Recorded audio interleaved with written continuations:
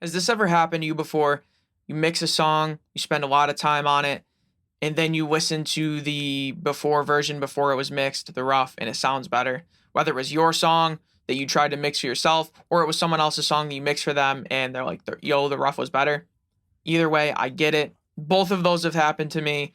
I understand it. I know why it happens. We're going to put an end to that today. Let's talk about it.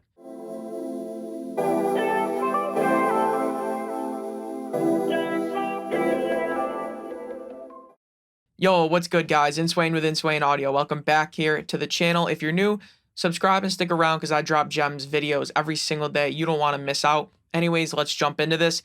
This person said, song sometimes loses its magic when mixed properly. Hi, y'all. Title says it all, I guess. When I mix older projects, I feel that sometimes the spark or magic that I loved about it sometimes gets sucked out of it a little.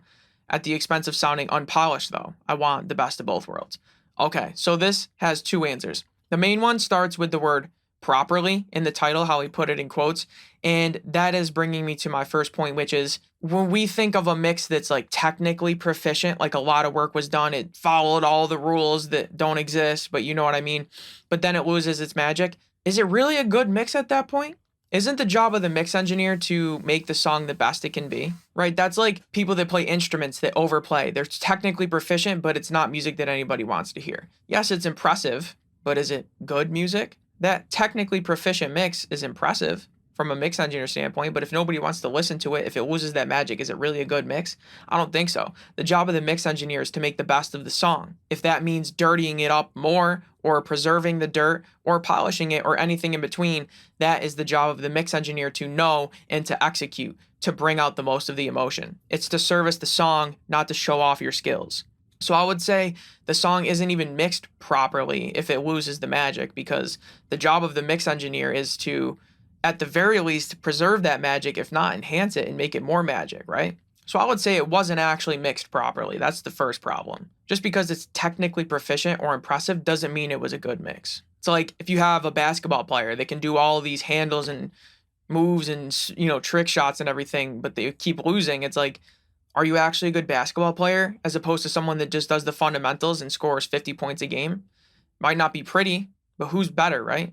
It's about getting the job done. It's about servicing the song. It's not about being flashy. So whatever makes the song quote unquote better, whether that's more clean, less clean, equally as clean, but louder, whatever it may be, it's all subjective. And that's why this is so difficult. Whatever makes the song more enjoyable is the better mix, regardless of who did it, how hard it was to do, how long it took, what tricks were done.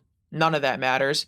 It's how good is the song. That's how good you judge a mix. That's how good the mix is. So that's my first point, is that if you're losing that magic, it wasn't really mixed properly. And I mean, that's not to blame you or to shame you. That happens all the time. That's the hard part about mixing, is preserving that initial energy, that magic that you talk about. The second thing this makes me think of that I want to touch on is maybe the song was mixed good and it actually is better, even though that's not a thing we can objectively measure. But let's say maybe it's objectively better, right? Like the mix gods come down and say, nope, the final mix is objectively better.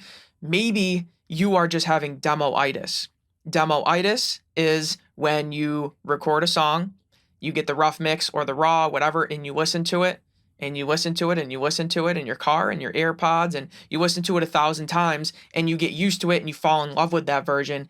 And then when you get the mix back, you don't like it because you're so used to the original. Even if you do end up liking that mix better down the line, you're not going to realize it at first because you're so used to the original. You flawed your perception. You have demoitis, as they call it. Right? Think about a song you've heard, and then the remix comes out. It usually isn't as good in your eyes as the original because you heard the original first. Or if you hear the remix first and then you go listen to the original, now you don't like the original as much as the remix, right? It really depends on what you hear first and get used to. Of course, that's not always the case, but whatever you hear first and you get used to has so much more weight than which one is you actually like more.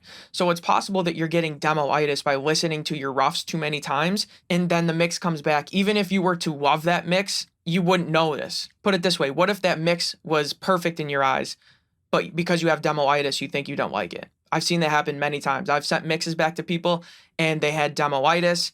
They didn't like it. They made me do all these changes. I change it. And then they end up going with the first mix that I originally sent because now they're finally used to it. And they realized, oh, it was good. I just had demoitis. They don't use these words, but Whether they realize it or not, that's what's happening, and it takes some time to get used to. So how do we prevent demoitis? Well, I think the word prevent is the answer. Try to prevent it by not getting it in the first place and listening to your demo too many times.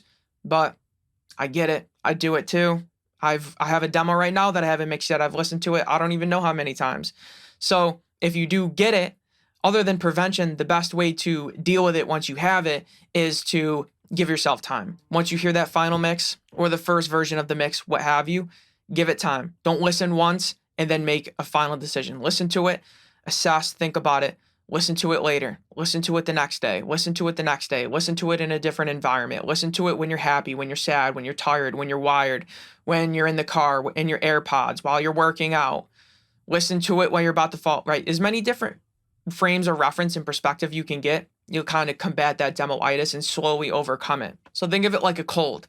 The best way to treat a cold is to not get a cold in the first place. But if you get one, the best way to treat it is follow those steps that make it better, and you just have to wait it out, and then eventually you're back to normal. Same thing with demoitis. You will eventually shake it, but it's going to take some time. And if you're not even aware of it, which a lot of artists are, they're not even aware of this phenomenon, it's really hard to beat. But now that I've explained it to you and how time is the cure for it, you might be able to combat it a little better. But we're still biased. It's still going to happen. You just got to really try your best.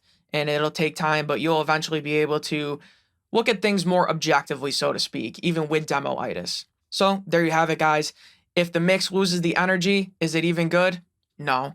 And maybe it is good, you just have demoitis, and that's how to fix it. So let me know down in the comments below what you think of this. Can you relate to this? I'm sure you can. Let me hear your stories about demoitis or about losing that initial spark of a mix after it was mixed. I can't even count how many times I've done that. I'm getting better at it, but yeah, it's a thing. So if you could, throw me a like, throw me a subscribe, and if you don't, I'm on you tomorrow, guys. Inswain with Inswain Audio. Peace.